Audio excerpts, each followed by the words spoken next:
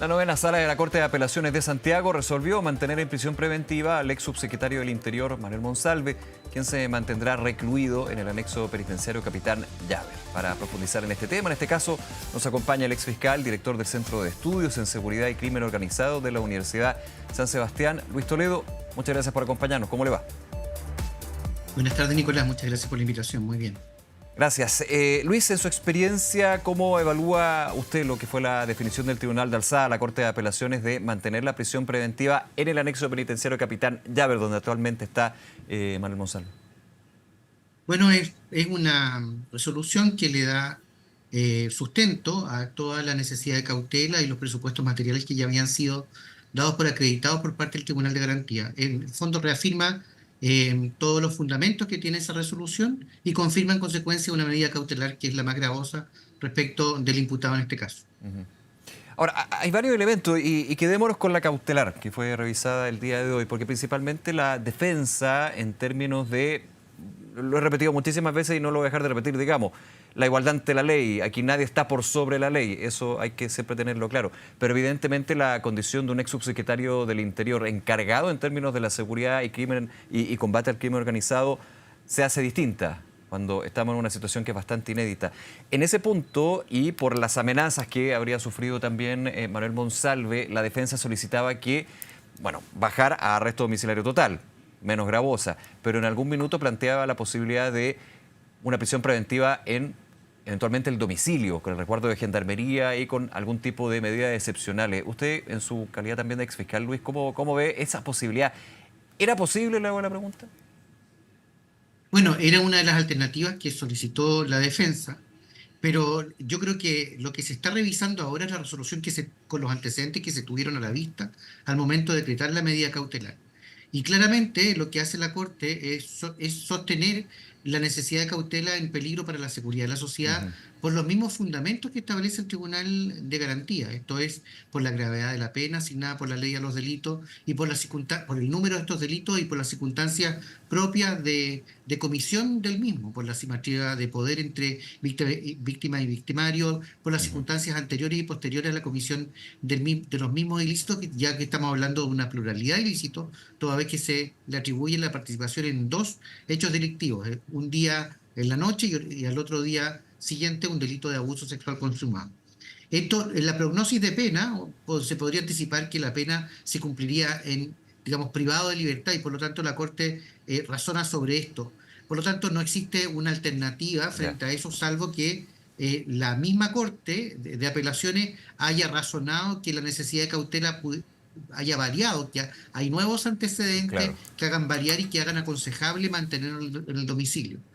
Yo diría que el Gendarmería tiene suficiente capacidad para resguardar al imputado en su seguridad, más allá de las eventuales amenazas que pudieran aparecer, pero en términos concretos es a la propia Gendarmería la que le interesa que el imputado esté seguro donde está siendo custodiado. Haciendo ese punto, Luis, ¿qué le parece a usted que haya sido trasladado del centro penitenciario de Rancagua a el anexo penitenciario Capitán Llaver, que sabemos está radicado para imputados que cumplen prisión preventiva por delitos económicos? Aquí también se ha hecho una excepcionalidad, digamos, en términos del procedimiento, desde lo que tiene que ver con gendarmería y de la definición que tomó en su minuto el juez Daniel Urrutia. ¿Qué le parece a usted que se haya dado este traslado de Manuel Monsalve a Capitán Llaver? A mí me parece que la determinación de que una persona esté en el anexo Capitán Llave no significa, no está determinado por ley, está determinado simplemente por reglamentos internos e instrucciones internas de gendarmería. Ujú. Y no es la primera vez que una persona que no comete delitos económicos y que tiene, digamos, que tiene asignada o la prisión preventiva por algún otro delito, efectivamente está en el anexo cárcel Capuchinos anteriormente o Capitán Llaver estos Sí. últimos años, hace bastante tiempo. Entonces, me parece que yo lo interpretaría de otra manera. Es una de las medidas de seguridad que ha adoptado Gendarmería para proteger y cautelar la seguridad del imputado en este caso, mientras cumple su régimen de prisión preventiva. Ujú. O sea, en ese sentido, al lugar, digamos, estaría dentro de lo correcto porque también es importante lo que usted dice. No hay una ley que impida, digamos, que sea trasladado a Capitán Llaver. Aquí la ley ¿Mm? dice la cautelar de prisión preventiva se cumple privado de libertad. Pero ahí es Gendarmería, a través de esa potestad que tiene sobre el imputado en este caso, y tras la definición del juzgado de garantía en este caso, se toma de esa definición.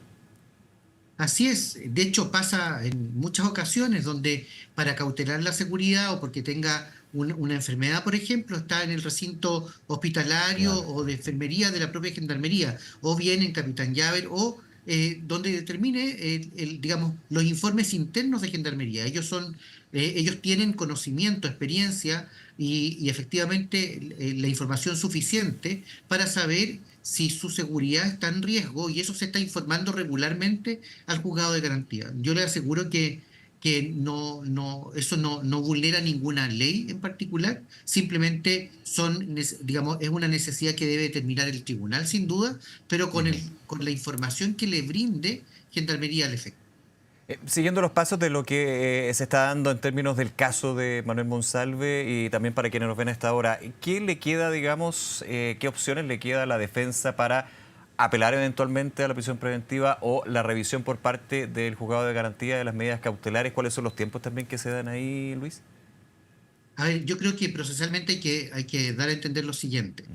Esto es una medida cautelar, el procedimiento está abierto, es decir, recién comenzó desde la formalización un procedimiento judicializado. Por lo tanto, esta medida cautelar puede ser revisada las veces que la defensa estime, ojalá con nuevos Eso es antecedentes. clave. Lo que, claro, siempre y cuando existan nuevos antecedentes, porque en definitiva, si no, va a rebotar sobre la misma resolución de un tribunal que ya valoró estos antecedentes al momento de conceder la medida cautelar. Ahora bien, el procedimiento está abierto y el propio fiscal del caso, yo escuchaba sus declaraciones, ha señalado que está agrupando otras Sí. investigaciones a esta misma causa. En consecuencia, seguramente dentro del mismo lapso de investigación que otorgó el Tribunal de Garantía al momento de conceder la cautelar de prisión preventiva, se van a anexar, agrupar otras investigaciones penales derivadas del incumplimiento o inobservancia de cierta normativa vinculada a la ley de inteligencia, de eventuales delitos de obstrucción a la Claro. justicia, o a la investigación, perdón, y por último, de eventuales delitos de malversaciones o todo lo que tenga que ver con la Gasto asignación de reservado. gastos reservados y la forma de ejecución de estos gastos. Todo esto dice relación con, en definitiva, para revisar, confirmar o descartar si existen otros delitos asociados al imputado, pero que sin duda, en el caso de formalizarse, seguramente no van a modificar la cautelar, seguiría en prisión preventiva. Sí, es bien interesante eso porque luego de la definición de la Corte de Apelaciones, Fiscalía confirmaba de que los delitos de connotación sexual, por lo que son formalizados, recordemos, Manuel Monsalve está siendo investigado, van a ir en una vía paralela al respecto de eventuales otros delitos. ¿Qué le parece de que se haga esa división en términos de por los cuales ya fue formalizado y está siendo investigado por el Ministerio Público, a lo que va a ser en su minuto el juicio oral, y estos otros delitos que habrá que ver si hay eventualmente una reformalización? Es que no es una A ver, reformalización, vamos con eso.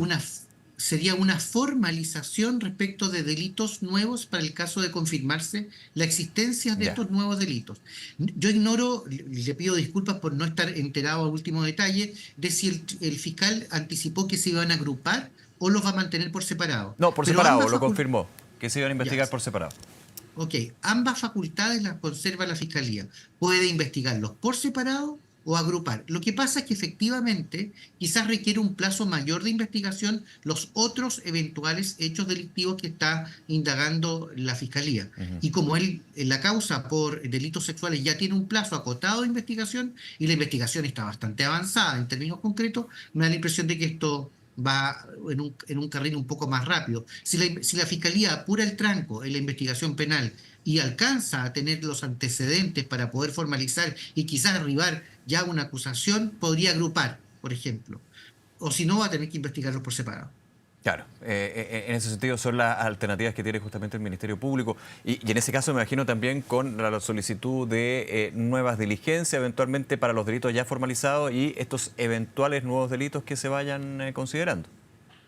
Claro, y respecto de los nuevos o eventuales delitos, asiste un periodo de reserva, si es que la Fiscalía así lo decreta, en fin, corren reglas respecto de esa nueva indagatoria por los hechos que todos conocemos, que son suficientemente conocidos, cómo se ocuparon estas policías, en fin, cómo se ocupó el avión, el gasto del avión, quién determinó si ese avión se ocupaba o no, el vehículo fiscal que se ocupó. Eso puede configurar, y no digo que sea efectivamente así, pero es posible que la línea investigativa sea hacia una malversación de caudales públicos en torno a, efectivamente, al uso de recursos y también respecto a los gastos reservados que él tenía asignados bajo su administración.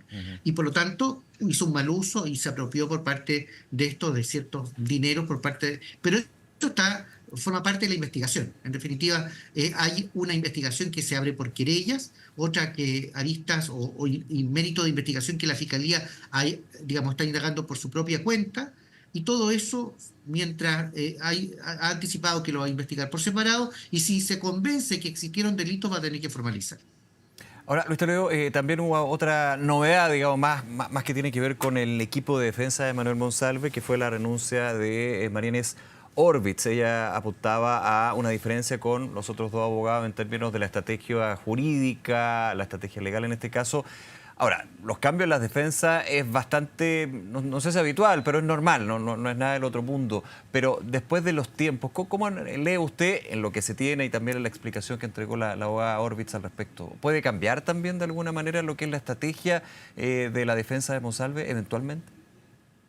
A mí me parecen plausibles las explicaciones. Simplemente lo que ha señalado María Inés Horvitz es que en un grupo de abogados que no formaban un equipo previo, que ellos no se conocían, no estaban acostumbrados a litigar, en conjunto, no tenían algunas diferencias en torno a la forma de enfrentar la estrategia de defensa respecto del defendido.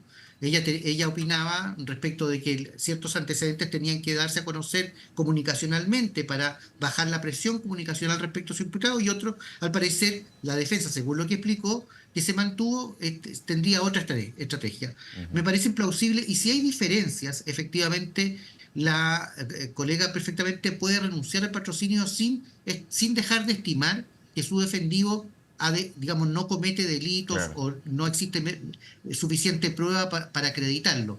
Eso, tal como lo explicó, es posible y no afecta en nada el mérito de la defensa. Luis Toledo, director del Centro de Estudios en Seguridad y Crimen Organizado de la Universidad de San Sebastián. Nuevamente, gracias por acompañarnos, Luis, aquí en Noticias 24. Que le vaya muy bien. Muchas gracias, Nicolás, que esté muy bien. Hasta luego, gracias.